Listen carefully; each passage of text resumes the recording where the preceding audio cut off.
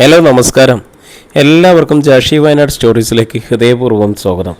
കേൾക്കൂ കേട്ടുകൊണ്ടേയിരിക്കും ഞാനും നിങ്ങളും നമ്മുടെ കഥകളും അല്ലേ. നമ്മൾ കേട്ടുകൊണ്ടിരിക്കുന്നത് വലയം എന്ന സസ്പെൻസ് ത്രില്ലർ നോവലാണ്. അതിൻ്റെ 20ാമത്തെ അധ്യായമാണ് നമ്മൾ കേൾക്കുന്നത്. കഴിഞ്ഞ ദിവസം ഒത്തിരി ഇമോഷണൽ ആവേണ്ടി വന്നു.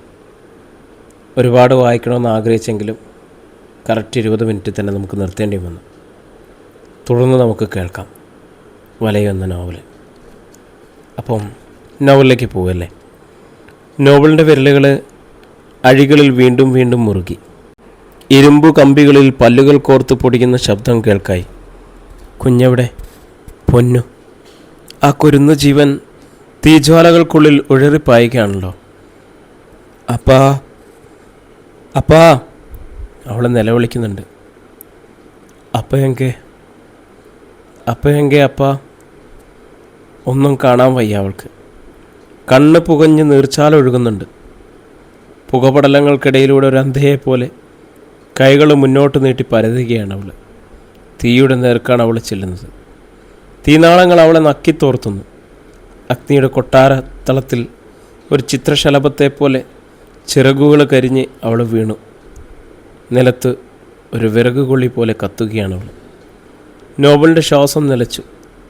കണ്ണുകൾ ഇറുക്കിയടച്ച് കമ്പികളിൽ മുറുകെ പിടിച്ച് അയാൾ നിമിഷങ്ങളോളം നിന്നു. കോടതിയിൽ വച്ച് അവളെ കയ്യാട്ടി വിളിച്ചത് നോബൽ ഓർത്തു. തട്ടമ്പിയേ, ഇങ്ങ് വാ തട്ടമ്പി. നോബിള് കമ്പിയഴികളിന്മേൽ തൻ്റെ നെറ്റി ആഞ്ഞിടിച്ചു. വീണ്ടും നെറ്റി മുറിഞ്ഞു പൊട്ടി. കമ്പികളിലൂടെയും അയാളുടെ മുഖത്തുകൂടിയും ചോരച്ചാലുകൾ ഒഴുകി. ഒടുവിൽ അയാൾ കമ്പിയഴികളിലേക്ക് മുഖം ചേർത്ത് കുഴഞ്ഞു നിന്നു. ശവസംസ്കാരത്തിൽ പങ്കുകൊള്ളാൻ ലോറിത്തെരുവിലെ മുഴുവൻ ജനങ്ങളും ഉണ്ടായിരുന്നു. ശവമഞ്ചങ്ങളും വഹിച്ചുകൊണ്ടുള്ള മൂകവിലാപയാത്ര ലോറിത്തെരുവിലൂടെ നീങ്ങിപ്പോയിക്കൊണ്ടിരുന്നു. സന്ധ്യയോടെ എല്ലാം കഴിഞ്ഞു. ആളുകൾ പിരിഞ്ഞു. നോബിള് മാത്രം ശവസംസ്കാര ചടങ്ങുകൾക്ക് എത്തിയിരുന്നില്ല. അവൻ അതിനു വേണ്ടുന്ന പ്രത്യേക അനുമതി ലഭിച്ചിരുന്നു. എങ്കിലും ശവസംസ്കാരത്തിൽ പങ്കുകൊള്ളാൻ അവൻ വന്നില്ല. കണ്ടംപ്റ്റ് സെല്ലിൽ നിന്നും പുറത്തിറങ്ങാൻ പോലും അവൻ കൂട്ടാക്കിയില്ല. തൻ്റെ ഭാര്യയ്ക്കും കുഞ്ഞിനുമെങ്കിലും അന്തിമോപചാരം അർപ്പിക്കാൻ അവൻ എത്താഞ്ഞതിൽ സൂസന് അതിരറ്റ ദുഃഖമുണ്ടായിരുന്നു. പിന്നെ അവരിങ്ങനെ ആശ്വസിച്ചു. അവൻ മറ്റുള്ളവരെ പോലെയല്ല. മറ്റുള്ളവർ ചിന്തിക്കുന്നത് പോലെയല്ല അവൻ ചിന്തിക്കുക. മറ്റുള്ളവർ പ്രവർത്തിക്കുന്നത് പോലെയല്ല അവൻ പ്രവർത്തിക്കുന്നത്. തൻ്റെ പ്രിയപ്പെട്ട ഭാര്യയുടെയും കുഞ്ഞിൻ്റെയും കത്തിക്കരിഞ്ഞ ജഡം കാണാൻ അവന് വിഷമമുണ്ടായിരുന്നിരിക്കും. അവർ മരിച്ചു കഴിഞ്ഞതായി പോലും അവനൊരു പക്ഷെ വിശ്വസിക്കുന്നുണ്ടാവില്ല. അവൻ്റെ മനസ്സിൽ എല്ലായ്പ്പോഴും പുഞ്ചിരിക്കുന്ന മരണമില്ലാത്ത ഭാര്യയും കുഞ്ഞുമാണ് ഉണ്ടായിരിക്കുക. അപ്പൂനെയും കൂട്ടി സൂസൻ വീട്ടിൽ തിരിച്ചെത്തി. അപ്പൂൻ്റെ മുഖത്ത് ഒരു ദുഃഖഭാവമുണ്ടെന്നല്ലാതെ സംഭവിച്ചത് എന്താണെന്ന് ഇതുവരെയും അവന് മനസ്സിലായിട്ടില്ല. മരണമെന്നാൽ അവൻ അറിയുകയില്ല. അവൻ്റെ പ്രിയപ്പെട്ട അമ്മ ഇനിയൊരിക്കലും അവൻ്റെ അടുത്ത് വരികയോ അവനെ തലോടുകയോ അപ്പുക്കുട്ട എന്ന് സ്നേഹത്തിൽ ഈണത്തിൽ വിളിക്കുകയോ ചെയ്യുകയില്ലെന്ന് അവനറിയില്ല. പൊന്നുവിൻ്റെ കുസൃതി പുഞ്ചിരി മിന്നുന്ന മുഖം ഇനി ഒരിക്കലും കാണാനൊക്കുകയില്ലെന്നും അവൻ അറിഞ്ഞുകൂടാ. വീട് കത്തിപ്പോയി. അമ്മയെയും പൊന്നുവിനെയും കാണാനില്ല. ഇതിൽ കവിഞ്ഞൊന്നും ആ പിഞ്ചു ഹൃദയത്തിലേക്ക് കയറിയിട്ടില്ല. സൂസൻ കൂടെ കണ്ണുനീര് തുടക്കുകയും അവനെ കെട്ടിപ്പിടിച്ച് മുത്തം വയ്ക്കുകയും അവനെ ഓർത്ത് വിലപിക്കുകയും ചെയ്യുന്നുണ്ട്. അതെന്തിനാണെന്ന് അവന് നിശ്ചയം പോരാ. അടുത്ത ദിവസം സൂസൻ ഫെർണാണ്ടസ് അപ്പൂനെയും കൂട്ടി പോലീസ് സ്റ്റേഷനിൽ ചെന്നു. കേസന്വേഷണത്തിൻ്റെ ഗതി എത്രത്തോളം എത്തിയെന്നറിയണം. സർക്കിൾ ഇൻസ്പെക്ടർ പറഞ്ഞു. ഞങ്ങളെക്കൊണ്ട് ആവും വിധം അന്വേഷണം നടത്തുന്നുണ്ട്. മനഃപൂർവ്വം ആരെങ്കിലും തീ വെച്ചത് എന്നാണെന്ന് യാതൊരു തെളിവും ഇതുവരെ ലഭിച്ചിട്ടില്ല. മാത്രമല്ല, ഒരു പാവം സ്ത്രീയെയും കുഞ്ഞിനെയും 2 വൃദ്ധരെയും തീ വെച്ച് കൊന്നിട്ട് ആർക്കെന്ത് ലാഭം? നമ്മൾ ഒരു ആരോപണമായിട്ട് ഉന്നയിക്കുമ്പോൾ അതിൻ്റെ ഒരു പിൻബലം വേണ്ടേ? നോബിൾ ജയിലിലാണ്. നോബിളിനെ കൊല്ലാൻ ശത്രുക്കൾ ചെയ്തതാണെന്ന് വിചാരിക്കാമായിരുന്നു. നോബിൾ ജയിലിലാണെന്ന് പറഞ്ഞിട്ട് കാര്യമില്ല. അവൻ വധശിക്ഷയ്ക്ക് വിധിക്കപ്പെട്ടു. നാളുകൾ എണ്ണിക്കഴിയുകയാണ്. അവൻ്റെ കാര്യം തീരുമാനമായല്ലോ. ശേഷിക്കുന്നത് അവൻ്റെ ഭാര്യയും മക്കളുമാണ്. അവരെ കൂടി കൊന്ന കാര്യം മുഴുവൻ കഴിഞ്ഞു. അതാണ് അവർ ചെയ്തത്. ആര് ചെയ്തു എന്നാണ് മാഡം ഉദ്ദേശിക്കുന്നത്? വില്യംസും മൈക്കിളും ഡോണും അരുണും. സ്വത്തിന് വേണ്ടിയാണ് അവർ ചെയ്തിരിക്കുന്നത്. നോബിളും കുടുംബവും ഇല്ലാതായാൽ ചീനാർ എസ്റ്റേറ്റും സ്വത്തുക്കളും അരുണിന് സ്വന്തമാക്കാം. അതാണ് ഈ കൊടുംചതിക്ക് പിന്നിലെ രഹസ്യം. ശരിയായിരിക്കാം. പക്ഷേ എവിഡൻസ്, ദൃക്സാക്ഷികളില്ല, സാഹചര്യ തെളിവുകളുമില്ല. മാഡത്തിൻ്റെ പരാതി അനുസരിച്ച് ഞങ്ങൾ ചീനാർ എസ്റ്റേറ്റിൽ ചെന്ന് അന്വേഷിച്ചു. മാഡം ആരെയൊക്കെ സംശയിച്ചുവോ അവരെല്ലാം സംഭവ ദിവസം രാത്രി മുഴുവൻ ചീനാർ എസ്റ്റേറ്റിലുണ്ടായിരുന്നു എന്നതിന് ധാരാളം തെളിവുകളുണ്ട്. അവരുടെ വാഹനങ്ങളും എസ്റ്റേറ്റ് വിട്ട് പോയിട്ടില്ല. വായുവിലൂടെ പറന്നു വന്ന ആർക്കും കുറ്റകൃത്യം നടത്തിയിട്ട് പോകാൻ സാധ്യമല്ലല്ലോ. സിഐയുടെ പരിഹാസം സൂസൻ ഫെർണാണ്ടസിന് മനസ്സിലായി. പക്ഷേ സാർ, അവർക്ക് വാടക ഗുണ്ടകളെ കൊണ്ട് ഇത് ചെയ്യിക്കാമല്ലോ, വാടക വണ്ടി ഉപയോഗിക്കാമല്ലോ. സാക്ഷികൾ, തെളിവുകൾ. സൂസൻ ഫെർണാണ്ടസ് അയാളുടെ മുഖത്തേക്ക് തന്നെ നോക്കി. അല്പനേരം നോക്കിക്കൊണ്ടിരുന്നു. പിന്നെ തലകുലുക്കിക്കൊണ്ട് എഴുന്നേറ്റു. Madam, SP കണ്ടൊന്ന് സംസാരിക്കൂ. ചീനാർ എസ്റ്റേറ്റിൽ പോയി വില്യംസിനെയും മറ്റും ചോദ്യം ചെയ്തതിന് SP അദ്ദേഹം ഞങ്ങളെയിട്ട് ചാടിച്ചു. ഞങ്ങൾ മാന്യന്മാരെ അധിക്ഷേപിച്ചു പോലും. തീപിടുത്തത്തിന് കാരണം അജ്ഞാതമെന്ന് എഴുതി തള്ളിയേക്കാൻ. കൂടുതൽ അന്വേഷണമൊന്നും വേണ്ടാന്ന്. തൊപ്പി തലയിലിരിക്കേണ്ട മാഡം, ചോറലേത്. മാഡം വിചാരിക്കുന്നതിനേക്കാൾ പ്രബലന്മാരാണ് ശത്രുക്കൾ. മന്ത്രിതലത്തിൽ വരെ പിടിപാടുള്ളവർ. SP അദ്ദേഹവും ഒരു പക്ഷെ നിസ്സഹായനായിരിക്കും. സൂസൻ പിന്നെ ഒന്നും മിണ്ടിയില്ല. അവർ നേരെ പോലീസ് സൂപ്രണ്ടിനെ കാണാൻ പോയി. SP ഓഫീസിലുണ്ടായിരുന്നു. സൂസൻ അയാൾ ഉപചാരപൂർവ്വം ക്ഷണിച്ചിരുത്തി.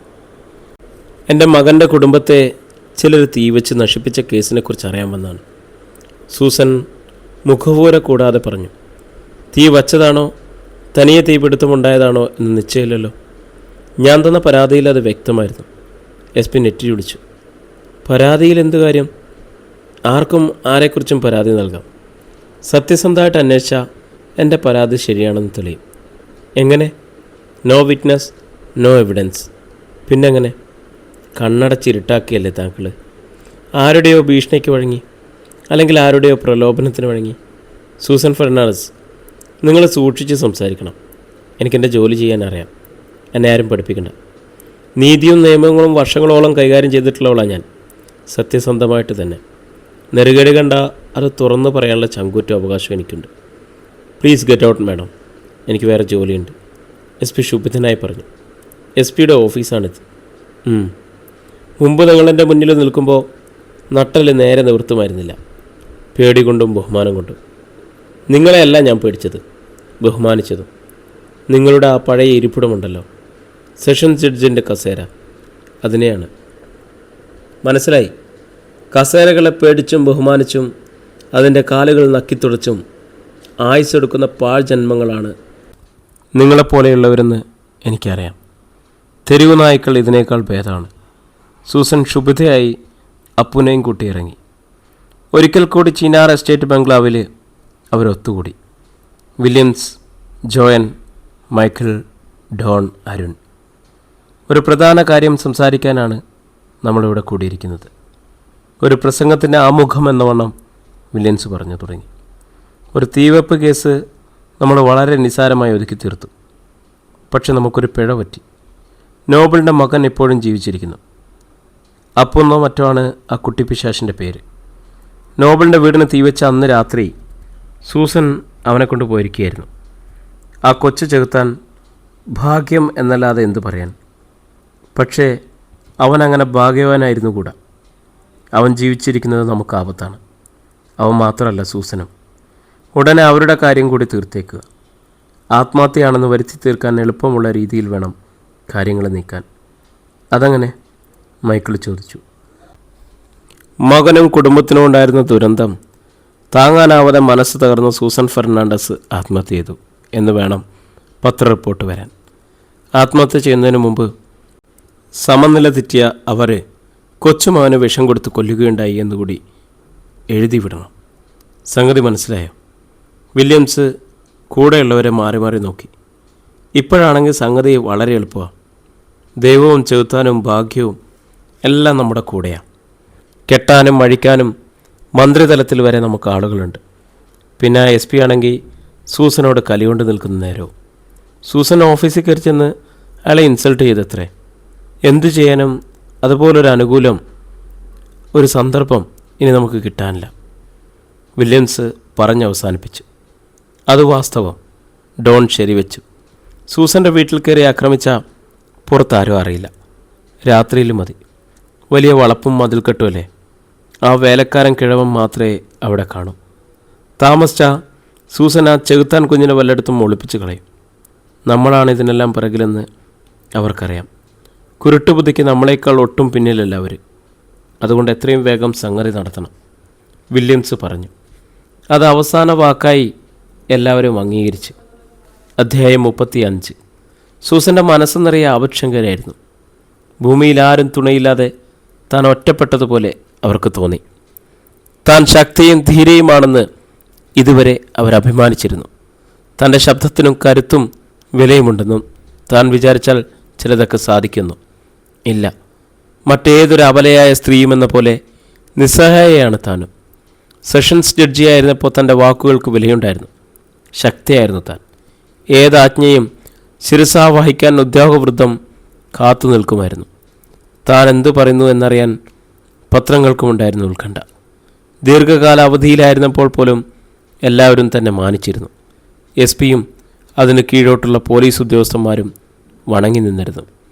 ജഡ്ജി സ്ഥാനം രാജിവെച്ചൊഴിഞ്ഞു എന്നറിഞ്ഞത് ഒരു പോലീസ് കോൺസ്റ്റബിൾ പോലും തന്നെ വിലയില്ലാതായി. താനിരുന്ന കസേരയുടെ വില മാത്രമേ തനിക്കുണ്ടായിരുന്നുള്ളൂ. SP പറഞ്ഞതുപോലെ കസേരയെ മാത്രമാണ് അവർ വണങ്ങുകയും ബഹുമാനിക്കുകയും ചെയ്തുകൊണ്ടിരിക്കുന്നത്. SI-ക്കും CI-ക്കും SP-ക്കും കൊടുത്ത പരാതികൾ ചവറ്റുകുട്ടയിൽ. തനിക്കും അപ്പൂനും സംരക്ഷണം വേണമെന്ന് കാണിച്ച് IG-ക്കും ആഭ്യന്തരമന്ത്രിക്കും സമർപ്പിച്ച അപേക്ഷയ്ക്ക് പ്രതികരണമില്ല. തൻ്റെ കാൽക്കീഴിൽ നീതിപീഠം ഉണ്ടായിരുന്നപ്പോൾ ഇതായിരുന്നില്ല അവസ്ഥ.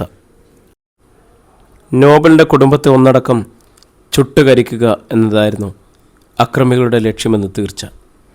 അപ്രതീക്ഷിതമായി അപ്പു മാത്രം രക്ഷപ്പെട്ടതിൽ അവർക്ക് കുണ്ഠിതമുണ്ട്. അപ്പുവിനെ കൂടി വകവരുത്തിയാലേ അവരുടെ ലക്ഷ്യം സാധിക്കൂ. അവർ അതിനുവേണ്ടി എന്തും ചെയ്യും. ഏതു നിമിഷവും അവരുടെ ആക്രമണം പ്രതീക്ഷിക്കാം. നിയമം പോലും തുണ നിൽക്കുമ്പോൾ അവർക്ക് ഭയപ്പെടാനൊന്നുമില്ല. അപ്പുവിനെയും തന്നെയും ഇല്ലാതാക്കാൻ അവർക്ക് എളുപ്പം കഴിയും. തൻ്റെ ജീവൻ നഷ്ടപ്പെട്ടാലും ശരി, അപ്പുവിൻ്റെ ജീവൻ രക്ഷിക്കണമെന്ന് തന്നെ സൂസൻ ഉറപ്പിച്ചു. വൈകുന്നേരം സൂസൻ അപ്പുവിനെ അണിയിച്ചൊരുക്കി. അത്യാവശ്യം വേണ്ട സാധന സാമഗ്രികളെല്ലാം എടുത്തു. അപ്പുവിനെ കാറിൽ കയറ്റി. നമ്മളെങ്ങോട്ടാ മുത്തശ്ശി? അപ്പു ചോദിച്ചു. ആരും കാണാത്തൊരിടത്തേക്ക്. എന്തിനാ മുത്തശ്ശി? അതൊക്കെ ഉണ്ട്, പിന്നെ പറയാം. എല്ലാ അപ്പുക്കുട്ടൻ്റെ നന്മയ്ക്ക് വേണ്ടിയാണെന്ന് മാത്രം വിചാരിച്ചാൽ മതി. ആരും അപ്പുവിനെ നുള്ളി നോവിക്കുക പോലും ചെയ്യാതിരിക്കാൻ. അപ്പു പിന്നെയൊന്നും ചോദിച്ചില്ല. കാറ് നഗരം വിട്ട് ഓടിക്കൊണ്ടിരുന്നു. ഇടുങ്ങിയ സെല്ലാണെങ്കിലും ഏതാനും ചുവടുകൾ നടക്കാൻ സൗകര്യമുണ്ട്. ഒരേ അകലത്തിൽ ചുവടുവെച്ച് എണ്ണിക്കൊണ്ട് 5 വരെ. അപ്പോഴേക്കും ചുമരിൽ ചെന്ന് മുട്ടുമെന്നാവും. അവിടെ നിന്ന് മെല്ലെ തിരിയും. വീണ്ടും വാതിൽ വരെ. കൈകൾ പിറകിൽ പിണച്ചു കെട്ടിയാണ് നടത്തം. ചിലപ്പോൾ മണിക്കൂറുകളോളം നടത്തം തുടരും. സ്വന്തം കാലച്ചല്ലാതെ വേറൊരു ശബ്ദവും, ഒരു മനുഷ്യൻ്റെ സ്വരം കേൾക്കാൻ, കാക്കയുടെ കരച്ചിൽ കേൾക്കാൻ, ഒരു വാഹനത്തിൻ്റെ രമ്പൽ കേൾക്കാൻ ചിലപ്പോൾ കൊതിയാവും. ഒന്നും ഉണ്ടാവുകയില്ല. നിതാന്തമായ നിശബ്ദത.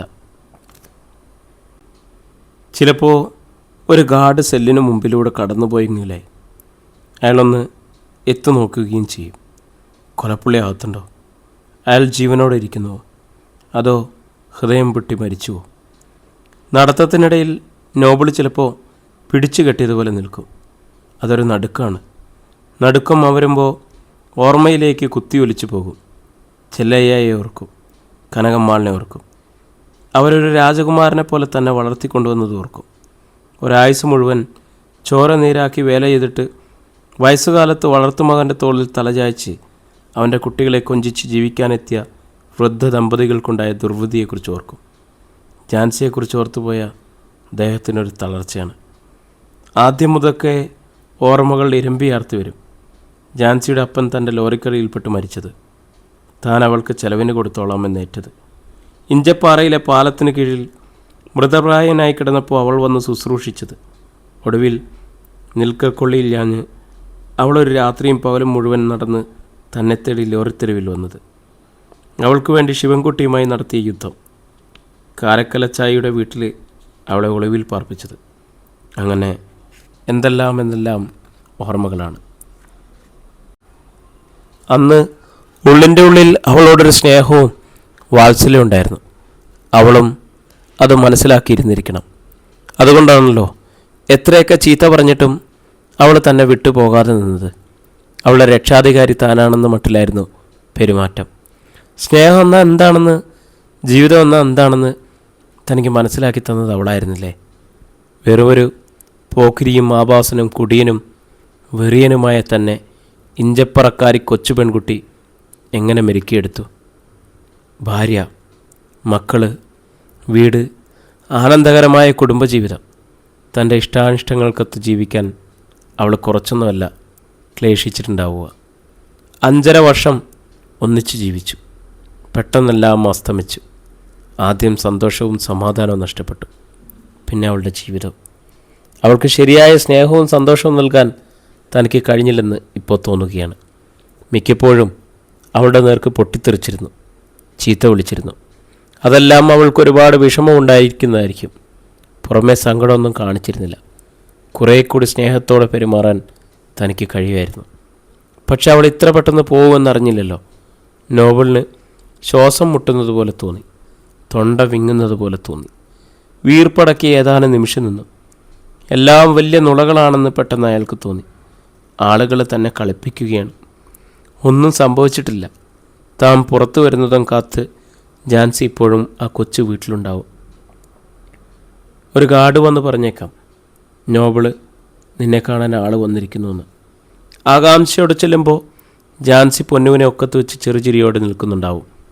ചട്ടമ്പി, എന്തായി വിചാരിച്ചത്? ഞാൻ മരിച്ചു പോയെന്നോ? ചട്ടമ്പി ഒറ്റയ്ക്കാക്കി ഞാനങ്ങനെ പോവുമോ? നോബിളിൻ്റെ മുഖത്ത് കഠിനമായ വൃദ്ധ തെളിഞ്ഞു. ഒന്നും കാണാതിരിക്കാനെന്ന പണം അയാൾ കണ്ണുകൾ ഇറുക്കിയടച്ചു. എന്നാലും കാണാം പൊന്നുവിൻ്റെ ചിരി, അവളുടെ കരച്ചിൽ. എടാ തറ്റമ്പി, ഒരു കഥ പറയാൻ. നെഞ്ചത്ത് പറ്റിച്ചേർന്നിരുന്ന് അവൾ പറയുന്നു. എന്തെങ്കിലും പറഞ്ഞാൽ മതി.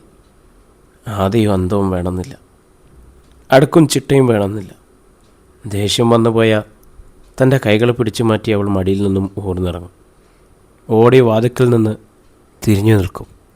പോടാ തറ്റമ്പി, ലോറിക്കാരാ, പോടാ, നിന്നോടെനിക്ക് കൂട്ടില്ല. തൊട്ടു മുമ്പിലുള്ള കമ്പിയഴികളിൽ നോബൽ മുറുകെ പിടിച്ച് ശക്തിയായി കുലുക്കി. കൈകൾ കുഴയും വരെ. ഒടുവിൽ അയാൾ തളർന്ന് തറയിലേക്ക് ഇരുന്ന് കഴിഞ്ഞിരുന്നു. കുറേ കഴിഞ്ഞപ്പോൾ ഗാർഡുകളും വാർഡനും എത്തി. സന്ദർശനത്തിന് ആരോ വന്നിട്ടുണ്ടെന്ന് നോബലിന് മനസ്സിലാക്കി. നോബൽ ചെല്ലുമ്പോൾ സൂസൻ കാത്തു നിൽപ്പുണ്ട്. കുറച്ച് നിമിഷത്തേക്ക് രണ്ടുപേരും ഒന്നും സംസാരിച്ചില്ല. ഒടുവിൽ സൂസൻ തന്നെ മൗനം ഭഞ്ജിച്ചു. മറ്റന്നാളാണ് നിൻ്റെ വധശിക്ഷയ്ക്കെതിരെ ഹൈക്കോടതിയിൽ കൊടുത്ത അപ്പീൽ വിചാരണക്കെടുക്കുന്ന ദിവസം. നോബിൾ പതുക്കെ തലയാട്ടി. നമ്മുടെ ശത്രുക്കൾ നമ്മൾ വിചാരിക്കുന്നതിനേക്കാൾ ശക്തരാണ്. ഏത് നിമിഷവും എന്തു സംഭവിക്കും. അപ്പുവിനെങ്കിലും ആപത്തൊന്നും പറ്റരുതെന്ന് എനിക്ക് ആഗ്രഹമുണ്ട്. ശിവൻകുട്ടിയെ നമുക്ക് പൂർണ്ണമായും വിശ്വസിക്കാമോ? നിനക്കേ അറിയൂ. എന്നേക്കാൾ വിശ്വസിക്കാം. ആശ്രയിക്കുന്നതിന് വേണ്ടി ജീവൻ കളയുന്നവനവൻ. ഞാനും നീയും ഇല്ലെങ്കിൽ അപ്പു സുരക്ഷിതനായി വളരണം. അത്രയുള്ളൂ എൻ്റെ ആഗ്രഹം. അമ്മയോടെന്തിനാണ് അവർക്ക് ശത്രുത? അമ്മയെ ഇല്ലാതാക്കുന്നതുകൊണ്ട് എന്താ നേട്ടം? ഞാൻ ജീവിച്ചിരുന്ന അവരുടെ ആഗ്രഹം നടക്കുകയല്ല. മാത്രമല്ല, എങ്ങനെയെങ്കിലും നിന്നെ രക്ഷപ്പെടുത്താൻ ഞാൻ ശ്രമിക്കുന്നവർക്കറിയാം. പോലീസിൽ പരാതി കൊടുത്താലോ? പോലീസിനെയൊക്കെ അവർ വശപ്പെടുത്തി കഴിഞ്ഞു. നിനക്കറിയാമോ, ഒരുപക്ഷെ ഇനി നമുക്ക് തമ്മിൽ കാണാൻ സാധിച്ചെന്ന് വരില്ല. അത്രത്തോളം എത്തിയിരിക്കുന്ന കാര്യങ്ങൾ. ഇതിനെതിരെ ഒന്നും ചെയ്യാനില്ല അമ്മയ്ക്ക്. ഞാനെന്ത് ചെയ്യാൻ? ചെയ്യേണ്ടത് നീയായിരുന്നു. ഞാനെന്ന എസ്റ്റേറ്റിൻ്റെ താക്കോല് വെച്ച് നീട്ടിയപ്പോൾ അത് സ്വീകരിക്കാൻ നിൻ്റെ അഹന്ത സമ്മതിച്ചില്ല. അർഹതയുള്ള സ്വത്ത് നിരസിച്ചതിൻ്റെ പേരിൽ കൊടുക്കേണ്ടി വന്ന വിലയാണിത്. അർഹതയില്ലാത്ത സ്വത്ത് നേടാൻ പോലും ഇത്ര വില കൊടുക്കേണ്ടി വരില്ല. നോബിള് ഒരക്ഷരം ഊരിയാടിയില്ല. ഭാഗ്യമുണ്ടെങ്കിൽ നമുക്ക് വീണ്ടും കാണാം. പോകും മുമ്പ് സൂസൻ പറഞ്ഞു. ജയിലിൽ നിന്നിറങ്ങി സൂസൻ നേരെ ലോറിത്തെരുവിലേക്കാണ് പോയത്. ശിവൻകുട്ടി ലോറിത്തെരുവിലുണ്ടായിരുന്നു. സൂസൻ അയാളെ കണ്ടു. ഞാൻ ശിവൻകുട്ടിയെ അന്വേഷിച്ച് എന്തിനാണെന്ന് ശിവൻകുട്ടി ചോദിച്ചില്ല. എന്തെങ്കിലും കാര്യവും കാണുമെന്ന് എനിക്കറിയാം, അയാൾ ഭവ്യതയോടെ പറഞ്ഞു. എൻ്റെ അപ്പുവിൻ്റെ ജീവനെ ഏൽപ്പിക്കാൻ ഞാൻ കണ്ട ഏറ്റവും വിശ്വസ്തനായ ആൾ ശിവൻകുട്ടിയാണ്. അതുകൊണ്ട് സൂസൻ തീരെ പതിഞ്ഞ സ്വരത്തിൽ പറഞ്ഞു. അവർ പറയുന്നത് ശിവൻകുട്ടി ശ്രദ്ധാപൂർവം കേട്ടിരുന്നു. ഹൈക്കോടതിയിൽ നിന്നും സൂസൻ തിരിച്ചു വീട്ടിലെത്തിയപ്പോൾ സന്ധ്യയായി. അവർ നന്നെ ക്ഷീണിതയായിരുന്നു. കുളിക്കാൻ ചൂടുവെള്ളം ഉണ്ടാക്കാൻ മത്തായിച്ചേട്ടനോട് പറഞ്ഞിട്ട് അവർ മുകളിലേക്ക് പോയി. നോബലിൻ്റെ അപ്പീലിന്മേലുള്ള വാദം കേൾക്കാൻ അന്നായിരുന്നു. വെള്ളം ചൂടാക്കിയിട്ട് മത്തായിച്ചേട്ടൻ മുകളിലേക്ക് കയറി ചെന്നു. കോടതിയിൽ പോയിട്ട് എങ്ങനെയായി കൊച്ചമ്മേ? മത്തായിച്ചേട്ടൻ ചോദിച്ചു. ചാരുകസേരയിൽ ചാരിക്കിടക്കായിരുന്നു സൂസൻ. എന്നെക്കൊണ്ട് കഴിയുന്നതുപോലെ ഞാൻ വാദിച്ചു. നോബിളാണ് കൊലപാതകം നടത്തിയെന്നുള്ളത് ഞാൻ നിഷേധിച്ചില്ല. കൊലപാതകങ്ങൾക്ക് വഴിയൊരുക്കിയ സാഹചര്യങ്ങളും മാനസിക പ്രശ്നങ്ങളും വിസ്തരിച്ചു പറഞ്ഞു. വിധി എന്താകും? അടുത്ത മാസം 18-ാം തീയതി അറിയാം. സൂസൻ കുളിക്കാനായി എഴുന്നേറ്റു. എൻ്റെ കുറച്ച് ഡ്രസ്സും മറ്റ് അത്യാവശ്യ സാധനങ്ങളും പാക്ക് ചെയ്ത് കാറിൽ വയ്ക്കണം. കുറച്ച് നാളത്തേക്ക് ഞാനൊരു യാത്ര പോവുകയാണ്. എങ്ങോട്ട്? തീരുമാനിച്ചിട്ടില്ല. എപ്പോഴാണ് പോവുക? ഉടൻ. എന്നോ തിരിച്ചു വരും? തീരുമാനിച്ചിട്ടില്ല. മത്തായിച്ചേട്ടൻ പോയി പെട്ടിയെടുക്കി. 1 മണിക്കൂറിനുള്ളിൽ സൂസൻ കാറിൽ യാത്രയായി. സൂസൻ വീട്ടിലുണ്ടാവുന്ന ദിവസം കൃത്യമായി അറിയാൻ വില്യൻസ് ഡോണിനെയാണ് ചുമതലപ്പെടുത്തിയിരുന്നത്. സൂസൻ താമസിക്കുന്ന ടൗണിൽ വന്ന ഡോൺ താമസം തുടങ്ങി.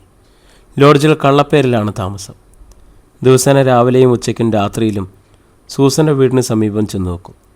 സൂസൻ്റെ കാറ് പോർച്ചിലുണ്ടോ എന്ന്. ചിലപ്പോൾ സൂസൻ്റെ വീട്ടിലേക്ക് ഫോൺ ചെയ്യും. മത്തായിച്ചേട്ടനാണ് ഫോൺ എടുക്കുക. സൂസൻ ഫെർണാണ്ടസ് വന്നോ എന്ന് ചോദിക്കും. ഇല്ല എന്ന് മറുപടി കിട്ടിയാലുടൻ ഡിസ്കണക്റ്റ് ചെയ്യും. ദിവസങ്ങൾ പോയിക്കൊണ്ടിരുന്നു. ഡോൺ ഇടയ്ക്കിടെ ചിനാർ എസ്റ്റേറ്റിലേക്കും ഫോൺ ചെയ്ത് സൂസൻ ഇതുവരെ എത്തിയിട്ടില്ല എന്നറിയിക്കും. അങ്ങനെയിരിക്കെ ഒരു ദിവസം ഡോൺ ചിനാർ എസ്റ്റേറ്റിലേക്ക് ഫോൺ ചെയ്ത് അറിയിച്ചു. സൂസൻ്റെ വീടിന് പോലീസ് കാവൽ ഏർപ്പെടുത്തിയിരിക്കുന്നു. പകലും രാത്രിയും ഓരോ പോലീസ് കോൺസ്റ്റബിൾമാർ ഘാട്ടു നിൽക്കുന്നു. വില്യംസും സംഘവും കൂടിയിരുന്ന് ആലോചിച്ചു, എന്താണ് ചെയ്യുക? സൂസൻ വന്നു കഴിയുമ്പോൾ തങ്ങളുടെ കൃത്യനിർവഹണത്തിന് പോലീസ് ഒരു തടസ്സമാവും. വില്യംസും ജോനും ഉടനെ പുറപ്പെട്ടു. 2 ദിവസത്തിനകം അവർ തിരിച്ചെത്തി. പോലീസിൻ്റെ പ്രശ്നം കൈകാര്യം ചെയ്തു. അവർ രാത്രിയും പകലും സൂസൻ്റെ വീടിന് കാവൽ നിന്നോളും. പക്ഷെ നമ്മൾ ചെല്ലുന്നതോ അകത്ത് കടക്കുന്നതോ തിരിച്ചു പോകുന്നതോ ഒന്നും അവരറിയുക പോലുമില്ല. അതുപോലെ മതി. മൈക്കിള് സംതൃപ്തിയോടെ തലയാട്ടി. ഏതാനും ദിവസങ്ങൾക്ക് ശേഷം ഡോണിൻ്റെ ഫോൺ സന്ദേശം കിട്ടി. സൂസൻ തിരിച്ചെത്തിയിരിക്കുന്നു. സംഘത്തിന് ഉഷാറായി. പ്രിയരെ, നമ്മുടെ കഥ ഇവിടെ തുടരുകയാണ് കേട്ടോ. ഇതിൻ്റെ അടുത്ത ഭാഗമായിട്ട് നാളെ നമുക്ക് വീണ്ടും കണ്ടുമുട്ടാം. ഒത്തിരി സന്തോഷത്തോടെ ഒത്തിരി സ്നേഹത്തോടെ നിങ്ങളുടെ സ്വന്തം ജാഷി വയനാടാണ്.